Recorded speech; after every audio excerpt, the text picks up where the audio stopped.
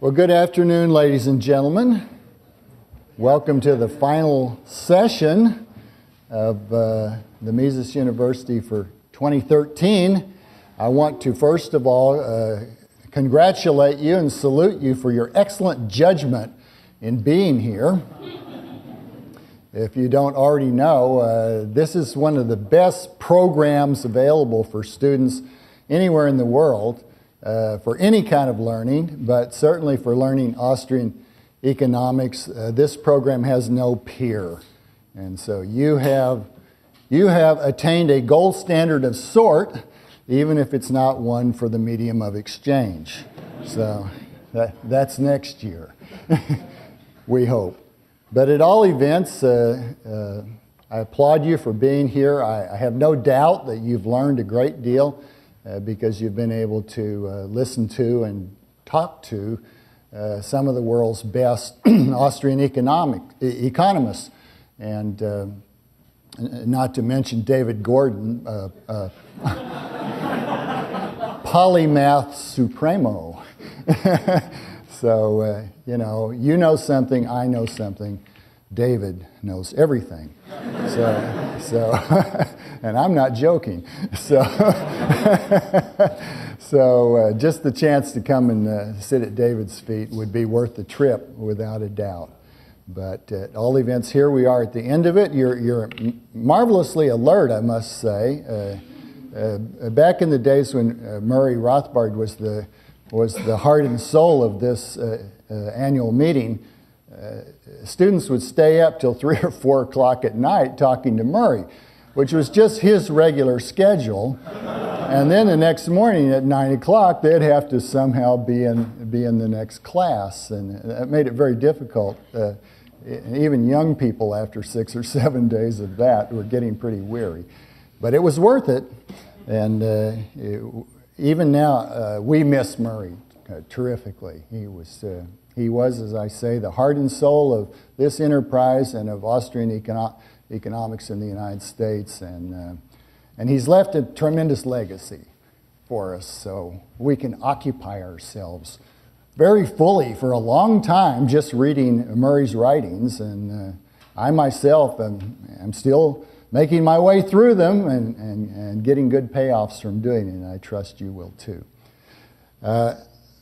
My talk this time is, as you can see, called "The State is Too Dangerous to Tolerate." And this is a meeting and a group where we don't have a lot of laudatory things to say about the state. So perhaps by this time you'll consider what I have to say to be overkill. But I select that word judiciously because what I want to suggest to you is that the state is not only a nuisance, not only something that makes economic life less productive and inefficient than it should be and ought to be and would be, but for the state's interventions. But I want to suggest to you that the state poses a mortal danger to all humanity, and that this is the best reason of all for being an anti-statist, for fighting against statism in every way you know how. And if I seem to be making some value judgments as I go along here, I'm not going to apologize for them because they're not much more adventuresome than the value judgment that I prefer life to death. And I would like to see other people live rather than be destroyed by the state. I'm going to draw on a paper that was published in the Journal of Libertarian Studies a few years ago called "If Men Were Angels." And some of what I'll say today you'll find there, but you'll find quite a bit more development of some of these ideas there than I have time to present to you this afternoon. So if you're interested in anything I have to say here, I recommend that you find this article. It's available online, like virtually everything that the Mises Institute has anything to do with. So it's there for your perusal. I'm going to be dealing with the state more or less in the way that Franz Oppenheimer taught us a century ago or so to think about the state. Oppenheimer distinguished the economic means of getting goods and services that satisfy human needs and desires from the political means of getting wealth, and that corresponds pretty much to the distinction between free choice and state force, or as it were, the distinction between markets and states. So let me begin my talk by saying something about the state and social disorder and liberty. By the state, I mean, as Max Weber meant, a territorial monopoly of law and order, of legitimate force and violence, that collects involuntary tribute from the inhabitants of a bounded area and makes rules that it enforces on the people in that area. Hardly anything is more common than the assumption that without a state, a society will fall necessarily and immediately into violent disorder. Indeed, anarchy, a word we have from the Greek meaning without a ruler, anarchy and chaos are often used as synonyms. The Random House Dictionary gives the following 4 definitions of anarchy. And perhaps some of you have looked up anarchy in the dictionary before and found these. Some of them are fairly straightforward, like the first one, although that can be misleading as well. But I'm particularly interested in the third one, which describes anarchy as a theory that regards the absence of all direct and coercive government as a political ideal, and that proposes the cooperative and voluntary association of individuals and groups as the principal mode of organized society. And to the extent that any one of us in the room here espouses anarchy, it's in this sense that we espouse it. Suppose, however, that the situation described by the third definition were not merely a theory or an ideal, but a genuine possibility, perhaps even a historically instantiated condition. Of course, John Locke, James Madison, Mansur Olson, and nearly everybody else have concluded from their theoretical deliberations that the stateless option cannot exist, at least not for long, because its deficiencies make it so manifestly inferior to life in a society under a state. In Federalist 51, Madison wrote these words, very famous words, and they're part of a little longer discussion that I deal with in the article I referred to. But if anybody remembers anything from the Federalist Papers at all, there's a high likelihood that it may be this passage. If men were angels, no government would be necessary. And if angels were to govern men, neither external nor internal controls on government would be necessary. And then Madison goes on to talk about how framing a government requires that we have a government to administer over men, but we must somehow provide a means of controlling that government. And this is the way in which political philosophers and political scientists have almost always thought about the issue for centuries. I set up a little table to help me and others think about what's going on here, and it looks like this. If men are angels, and we can pass pretty briefly over that alternative, it's okay with no state, it's okay with a state. It doesn't matter, because even if there's a state, the people who compose it and operate it are angels, and so they're certainly not going to do anything untoward. But in the realistic option on the second line, men are not angels, But for Madison and for almost all others, the idea that we would have no state is simply inconceivable. They were the heirs of the kind of reasoning advanced by Thomas Hobbes and John Locke, and for these people and many others, individuals would find it very desirable to form what we now call the state in order to effectively protect their natural rights. And they would recognize that absent the state, they would be incapable of protecting their natural rights, and so they would probably be subject to all the horrors that Hobbes described as the state of nature. And therefore, the best conceivable situation in a world where men are not angels is that we have a state and allow it to rule over us in the way I described earlier.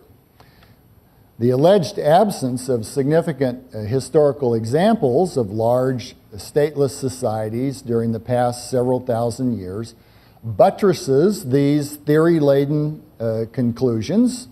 Just as the poor we have always with us, so, except among primitive peoples, society and state are taken to have always coexisted. Now, one need not spend much time, however, to find theoretical arguments. Some of them worked out in great detail and at considerable length, for example, in Rothbard's work and in David Friedman's work. Arguments about why and how a stateless society could work successfully. Moreover, researchers have adduced historical examples of large stateless societies ranging from the ancient Harappan civilization of the Indus Valley from as far back as 3300 BC, running up for the next 2,000 years to about 1300 BC, a society that flourished for almost 2 millennia and flourished to a high degree for much of that period. Examples ranging from Harappa to Somalia during the past 2 decades. And given the enormous literature that has accumulated on stateless societies in theory and in actual operation, we may conclude that, if nothing else, such societies are conceivable. And for a large compendium of literature on the entire subject, I recommend the book published, edited by Ed Stringham in 2007.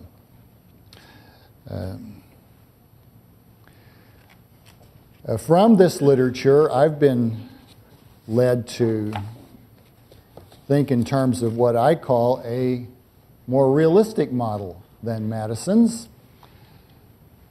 This one, again, men are angels, the state is irrelevant one way or the other. But if men are not angels and there's no state, we will have a bad situation. We would be fools to argue that if we simply got rid of the state, we would produce heaven on earth. That's not the nature of the human raw material. Some of us are no damn good. Okay? And that seems to be a condition that, try as we may, we can't change. So it's always going to be the case that in society are some individuals that are inclined to criminal actions and aggression against their fellows. And that has to be dealt with somehow. So if we have no state to deal with it, we will definitely have a bad situation. However, I maintain that if we do have a state purportedly to deal with it, we will have a worse situation. Okay?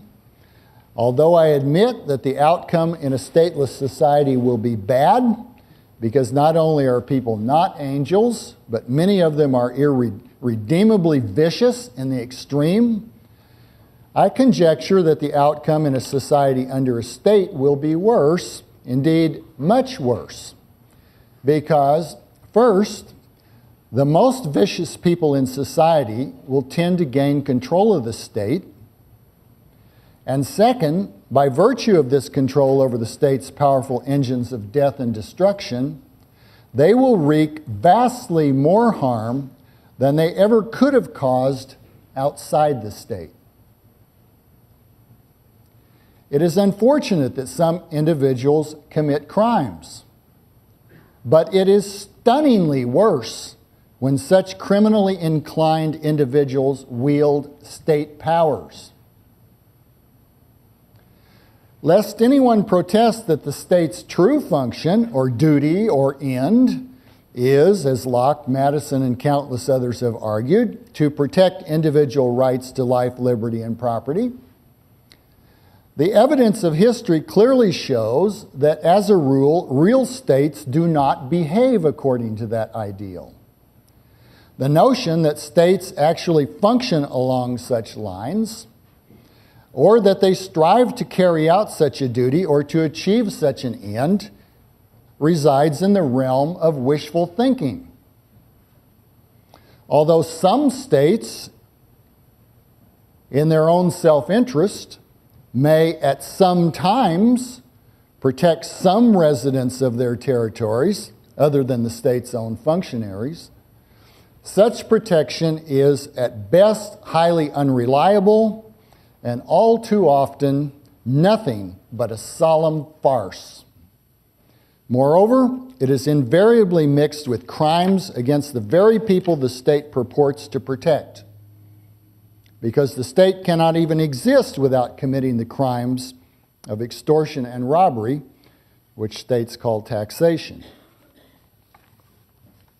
And, as a rule, of course, this crime is but the merest beginning of the state's assaults on the lives, liberties, and property of the resident population.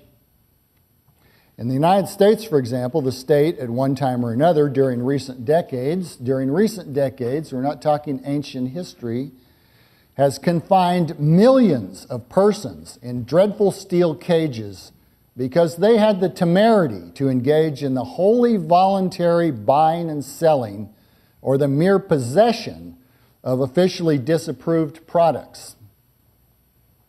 Compounding such state crimes, that is, crimes of kidnapping and unjust confinement, with impudence, state officials brazenly claim credit for their assaults on the victims of their so-called war on drugs. State functionaries have yet to explain how their rampant, unprovoked crimes comport with the archetype described and justified in Locke's second treatise of government. In vain do many of us yearn for relief from the state's duplicitous cruelty. Where is the state of nature when we really need it? Now, I want to go on and talk about the precautionary principle and what I think is a new application of it. At least to my knowledge, it's a new application.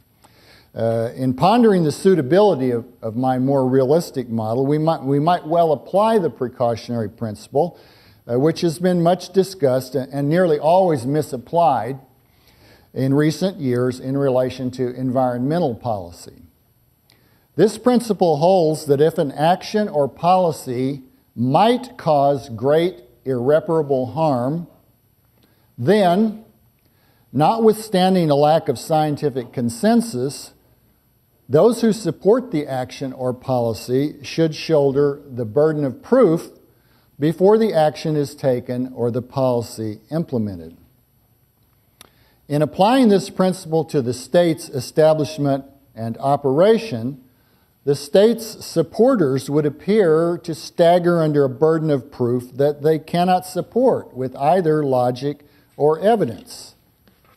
Everyone can see the immense harm the state causes day in and day out, not to mention its periodic orgies of mass death and destruction.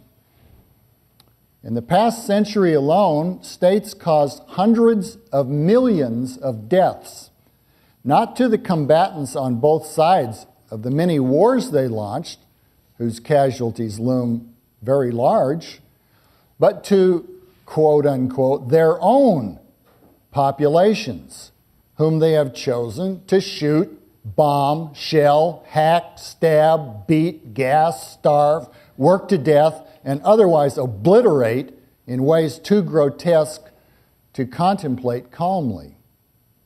J.R. Rummel, who spent a lifetime compiling data on this so-called democide, non-war state killing, now has a total of 262 democide victims in the 20th century, 262 million. And if you go to his website for J.R. Rummel, democide, you can find a great deal of data on this matter, all sufficiently horrifying data, I might add. And I believe even Rummel's numbers are understatements of the amount of true democide, because many state actions, such as the Food and Drug Administration's actions that have caused hundreds of thousands of premature deaths, are not included in Rummel's compilations, only people that were violently killed outright. But the state has enough imagination to find many indirect ways of killing people as well. Yet, almost incomprehensibly, people fear that without the state's supposedly indispensable protection, society will lapse into disorder and people will suffer grave harm. Even an analyst as astute as Mansur Olson, who speaks frankly of, quote, governments and all the good and bad things they do, end quote, proceeds immediately to contrast, quote, the horrible anarchies that emerge in their absence. Although he gives no examples or even citations to support his characterization of anarchy. But the state's harms, in Olson's words, the bad things they do, are here and now, undeniable, immense, and horrifying, whereas the harms alleged to be suffered without the state are specters of the mind and almost entirely conjectural. Anarchists did not try to carry out genocide against the Armenians in Turkey. They did not deliberately starve to death millions of Ukrainians. They did not create a system of death camps to kill millions of Jews, Gypsies, and Slavs in Europe. They did not firebomb scores of large German and Japanese cities and drop nuclear bombs on 2 of them. They did not carry out a great leap forward that killed scores of millions of Chinese people.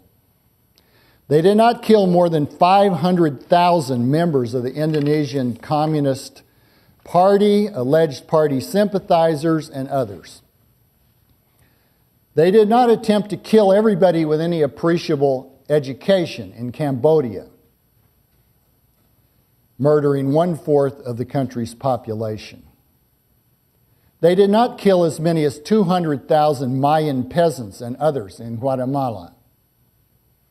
They did not kill more than 500,000 Tutsis and pro-peace Hutus in Rwanda. They did not implement U.S. and Allied trade sanctions that killed perhaps 500,000 Iraqi children. They did not launch one aggressive U.S. war after another. There's a great deal anarchists did not do, but statists did do. States are clumsy and inept in many ways, thank God. But they are exceptionally good at wreaking death and destruction. Indeed, if they were not, they could not sustain themselves as states.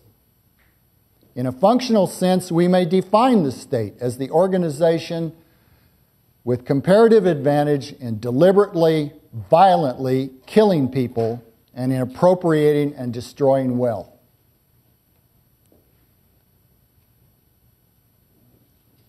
What you see here are human bodies piled on a rail car in Dresden. This is only one of many such piles made after the British and American Air Forces decided in February of 1945 to firebomb this old and beautiful city when the war was clearly already won.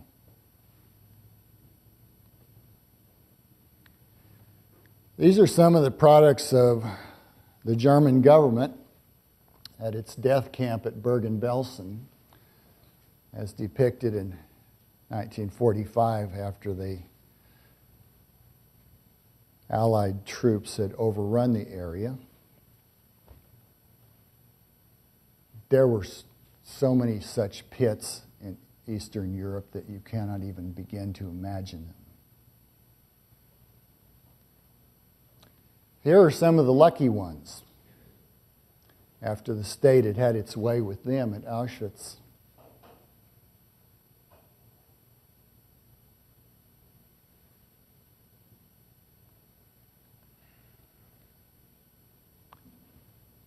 And that's the scene of what was left of the city of Hiroshima after the U.S. government took pleasure in dropping an atomic bomb on this place that had little or no military value at a time when the war was absolutely conclusively won.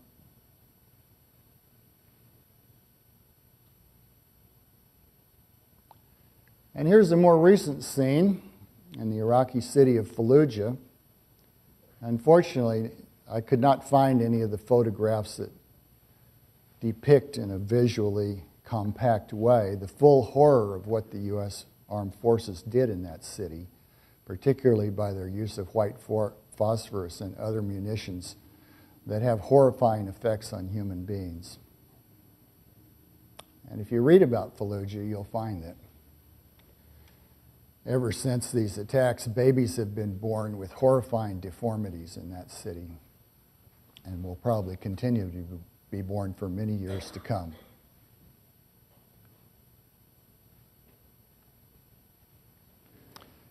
The debate between status and anti-status is, in my judgment, not evenly matched. Defending the continued existence of the state, despite having absolute certainty of a corresponding continuation of its intrinsic engagement in extortion, robbery, willful destruction of wealth, assault, kidnapping, murder, and countless other crimes, requires that one imagine non-state chaos, disorder, and death on a scale that non-state actors seem completely incapable of causing.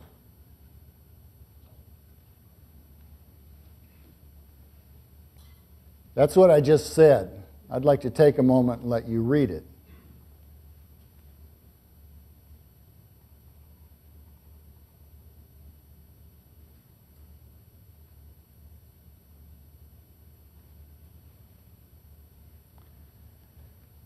Nor, to my knowledge, do important historical examples attest to such large-scale non-state mayhem. In general, with regard to large-scale death and destruction, no person, group, or private organization can even begin to compare to the state, which is easily the greatest instrument of destruction known to man.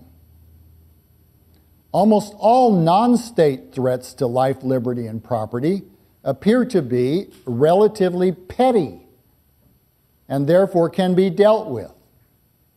In general, only states can pose truly massive threats, and sooner or later, the horrors with which they menace mankind inevitably come to pass.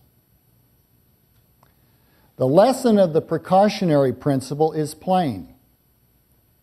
Because people are vile and corruptible, the state, which holds by far the greatest potential for harm and tends to be captured by the worst of the worst, is much too risky for anyone to justify its continued existence. To tolerate it is not simply to play with fire, but to chance the total destruction of the human race.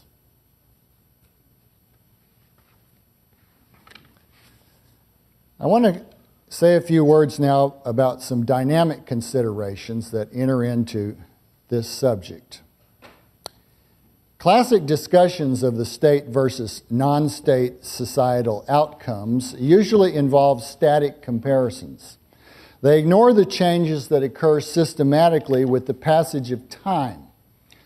For example, a Hobbesian or Lockean account stipulates that in a state of nature, which has no governing state, a great deal of disorder prevails, and adoption of a state brings about a more orderly condition.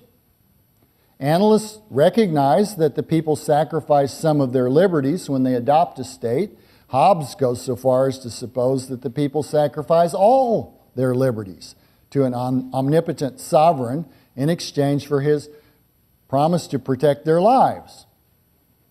A ruler always assures his victims that their loss of liberties is the price they must pay for additional security and order he purports to establish. Well might we question whether the ruler has either the intention or the capability to reduce the degree of social disorder. Plenty of evidence attests that state-ridden societies boil with disorder. In the United States, for example, a country brimming with official protectors of every imaginable stripe, the populace suffered in the year 2011, according to figures the government itself endorses, which are certainly understatements, almost 15,000 murders and non-negligent manslaughters, more than 83,000 forcible rapes, 354,000 robberies, 751,000 aggravated assaults, and more than 9 million property crimes, such as burglaries, larcenies, and thefts. The governments of the United States have taken the people's liberties. If you don't think so, you need to spend more time reading U.S. statutes at large and the Code of Federal Regulations, not to mention your state and local laws and ordinances. So they've taken the liberties, but where's the protective quid pro quo? They broke the eggs of our liberties without a doubt, but where's the bloody omelet of personal protection and social order? Where? Suppose we concluded, if only for purposes of discussion, that the initial establishment of the state reduces the degree of social disorder. The obvious question, however, seldom asked by philosophers, then becomes, what happens next? Does the degree of social disorder remain constant? Everything we've discovered in theory and by observation flies in the face of such constancy. In fact, the likely progression over time is that under state domination, social disorder tends to increase. This tendency exists because the state attempts in countless ways to compel people to act against their perceived self-interest.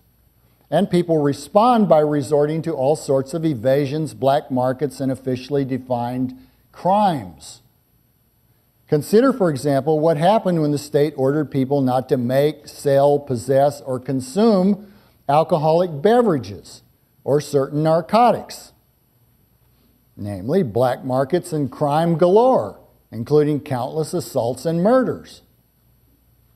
Of course, the state's orders to pay stipulated taxes or fees have given rise to a plethora of evasive measures, some of them carrying violence against persons or the destruction of property in their train. Perhaps equally important, the state's concentration of its police forces on tax collection, enforcement of victimless crimes, and other measures at odds with the people's perceived self-interest diverts those forces from making any more than a token attempt to protect people against such everyday crimes as murder, rape, robbery, and fraud, whose prevention the people actually value. Over time, the social misallocation of the state's protective services grows as the state itself shifts more and more resources toward the enforcement of laws adverse to the people's genuine interests and as the people make moving targets of themselves in ways that augment the degree of social disorder.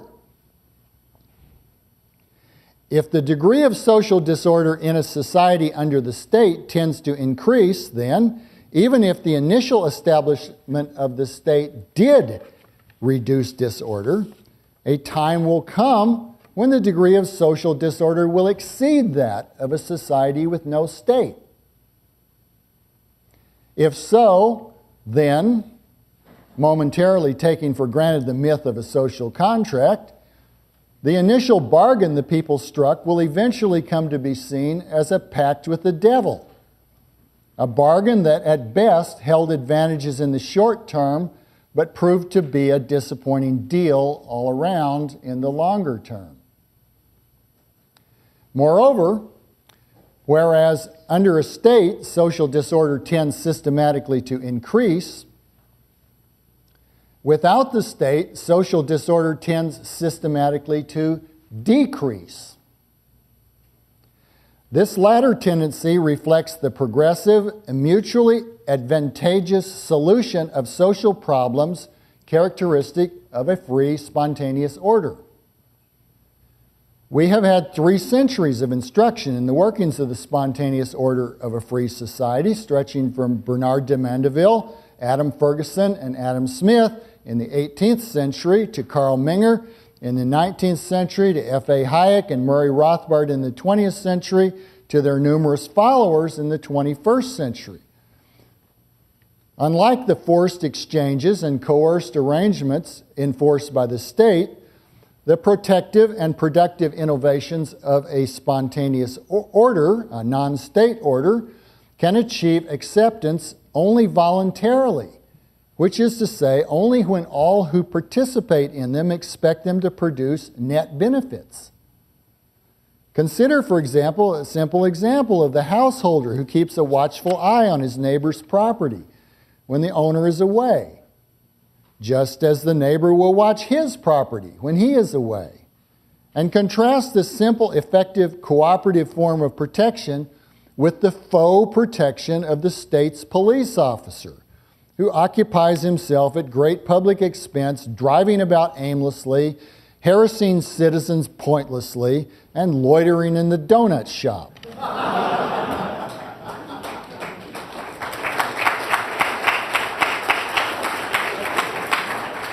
The only shops kept open in a large sector of Boston when it was clamped down into virtual martial law recently. You see the connection. Neighborliness spreads naturally and beneficially, whereas state protection, quote, protection, spreads cancerously and harmfully. The one preserves liberties, the other destroys them. My foregoing argument expresses, among other things, what Thomas Jefferson stated more eloquently when he wrote, "The natural progress of things," that is, the natural progress in a society under a state, "is for liberty to yield and government to gain ground." Those are the dynamics we have to face here.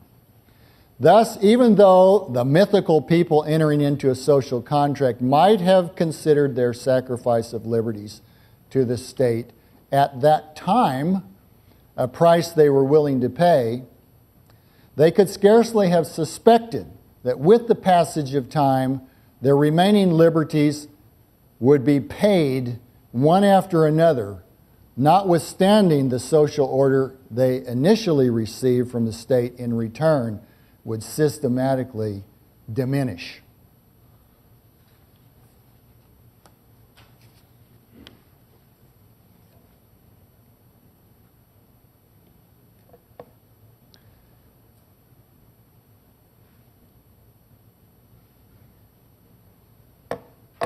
If a population acts to serve its common interests, it will never choose the state.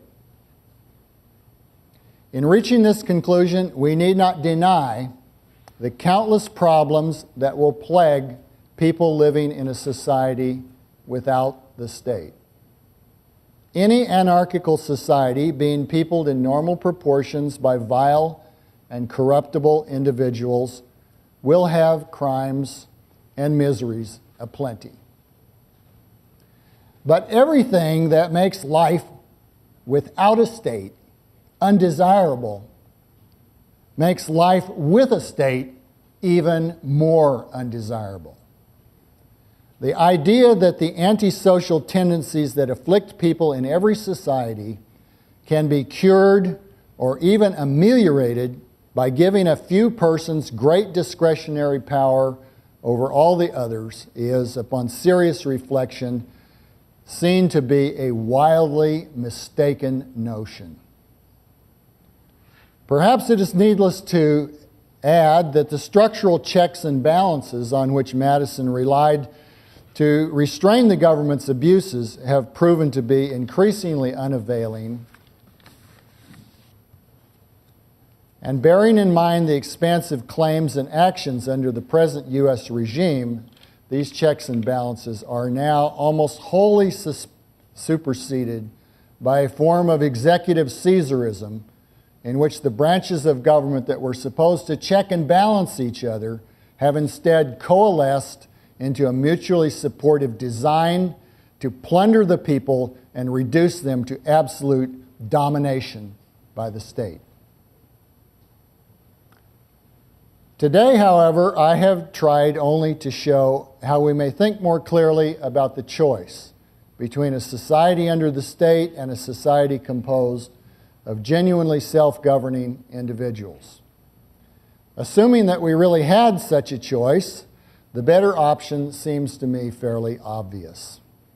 If you take anything away from my arguments and my evidence, however, I hope that it will be an appreciation of how highly warranted is an application of the precautionary principle in choosing between anarchy and the state.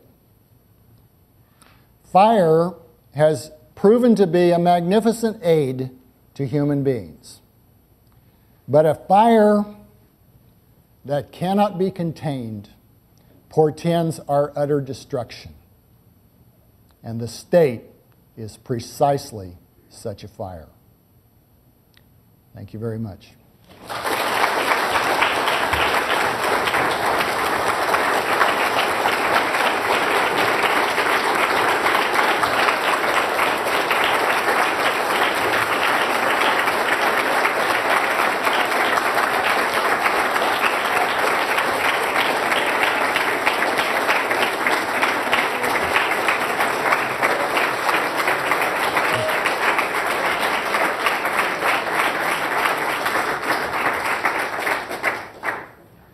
I've actually done the impossible. I've finished early. And I'm very proud of myself. It's a first.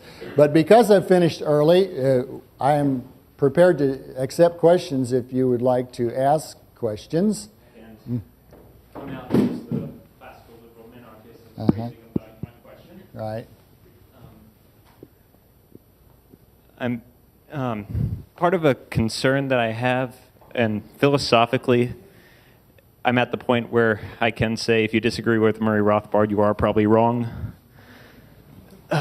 Where I'm at right now is that in the event something bad goes wrong, historically people tend to either, like these vicious people, which you do correctly point out, they do exist, they either want to grant themselves power or give power to others.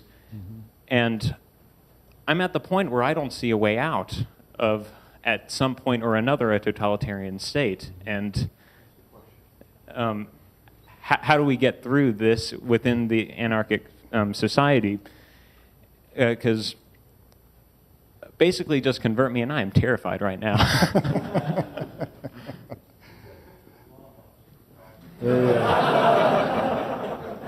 In case you didn't hear the question, it's how do we get from here to there?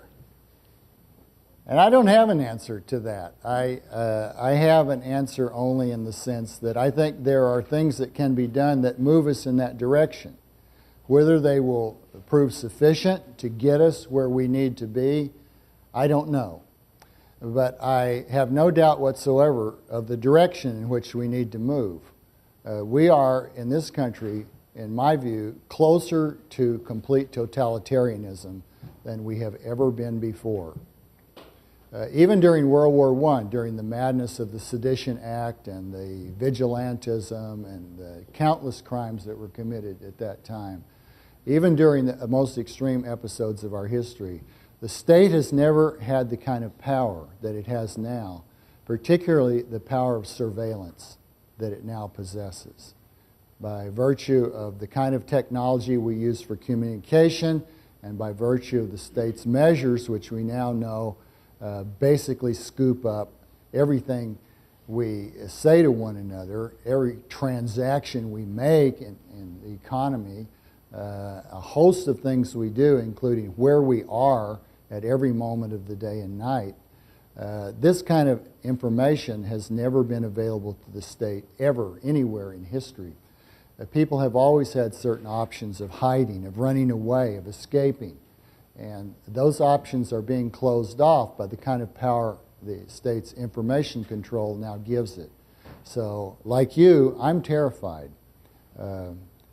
Now, I'm taking my own personal measures to do what I can in these circumstances to protect myself and my family, and I would strongly suggest that each of you think along the same lines. But meanwhile, there are things we can do to help move the entire situation away from the brink where we now stand. And I believe that indeed what you've been doing here this week is a helpful part of those actions. We need to learn and understand the situation we're in, how we got here, and particularly what kinds of beliefs sustain the system we now confront. It's viable only because the great mass of people are either in favor of it or indifferent.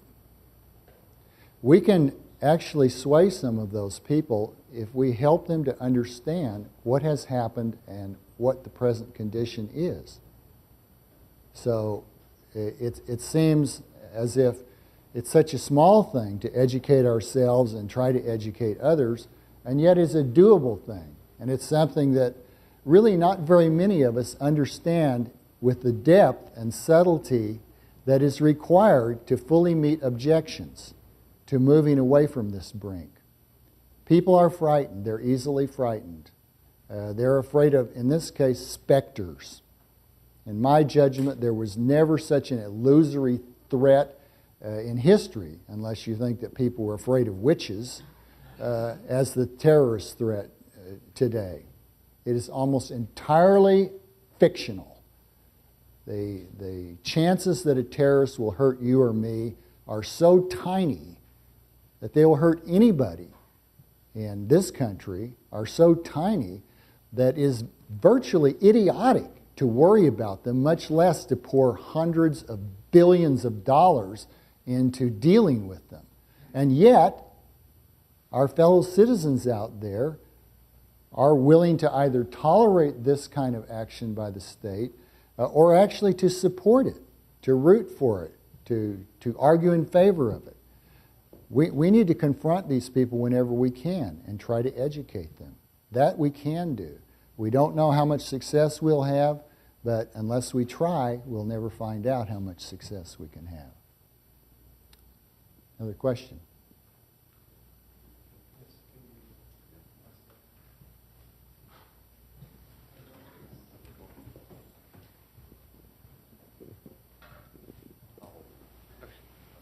Do you think acts of civil disobedience, like such as the libertarian activist Adam Kokesh, do you think those are worth the trouble anymore, or do you think it's better just to try not to become disappeared?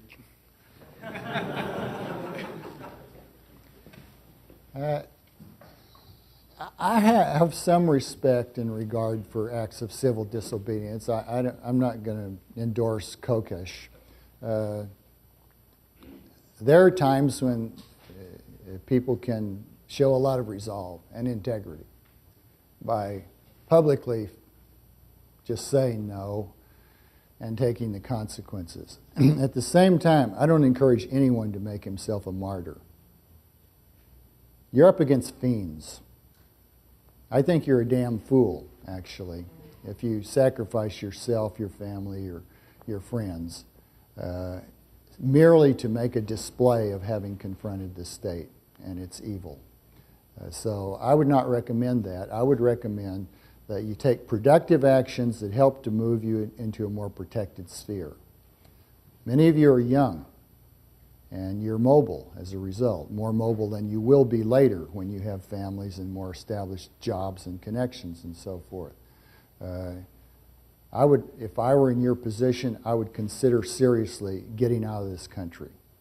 Not because I think any other country is a paradise, by the way, but because I think no other country has the means that the government of this country has to carry out these horrifying surveillance programs and other measures of state tyranny. So I'm going to move. I'd suggest you might consider moving somewhere else. And don't be put off by the fact that other places are not islands of laissez-faire. Many other countries in the world are perfectly awful from the standpoint of the kinds of governments they have. But thank goodness those governments are poorer.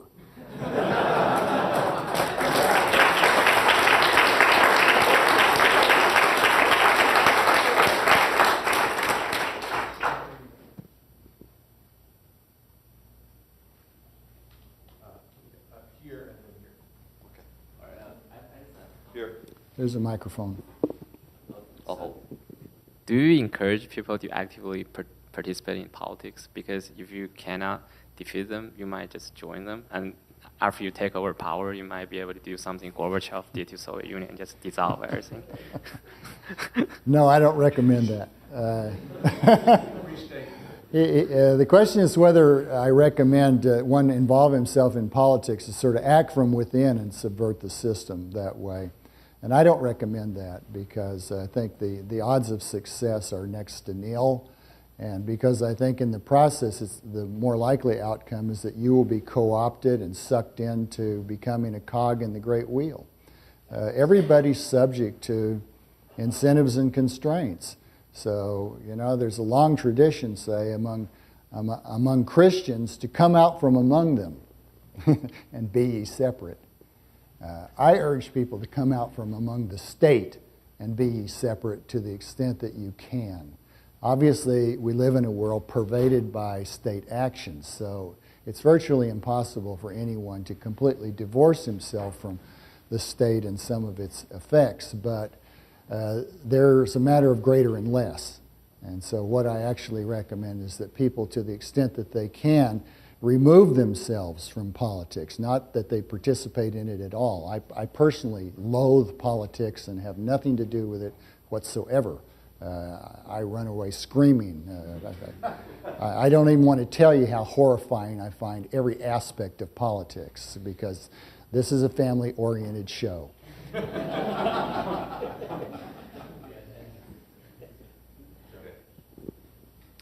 I'm doing what you're suggesting, making plans to leave. So I'd like, and I think you mentioned being afraid. I think there's great power in great fear. So you get to decide whether you want to be afraid at the end of the day, I think. And so I think there's a lot of potential in that, I would say. But I would like to ask you, maybe you can offer some concrete advice from what your own plans are, or what you're doing now, to somebody like me or to people like us who may be doing the same or similar things to what you're doing? Mm-hmm. Well, I certainly don't pretend to have any expertise as an advisor in that regard, and I generally don't like to give advice to young people at all.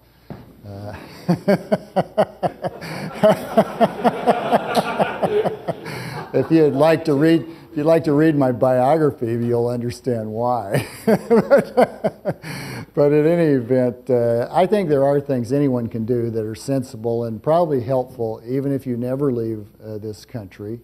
And as I was telling some of you yesterday in the Q&A we had, I think it's a very good idea that when you're training and deciding on how you want to specialize, the skills you want to learn when you're young, that you acquire some skills that are mobile. Learn how to do something that you can do in many parts of the world about equally well. Now, of course, there are many kinds of employments and jobs and skills that are place specific, either specific to a given firm or specific to a given country or whatever. So there's a limit to how much can be done. But nowadays particularly, many of you are very knowledgeable about information technology. You've grown up, you younger people, it's been a part of your lives all the time.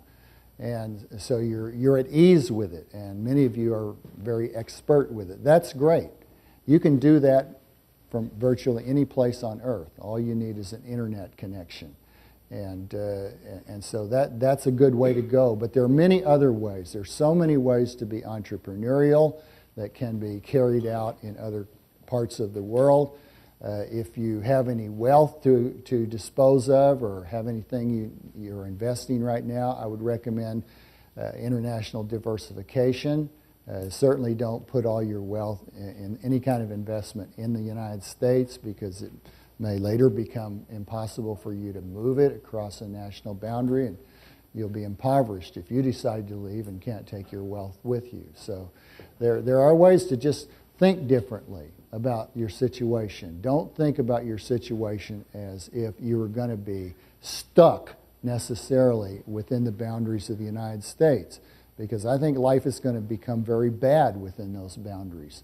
And even if you don't think today that there's a problem you consider serious, you may later find that you do consider it to be serious enough that you want to flee.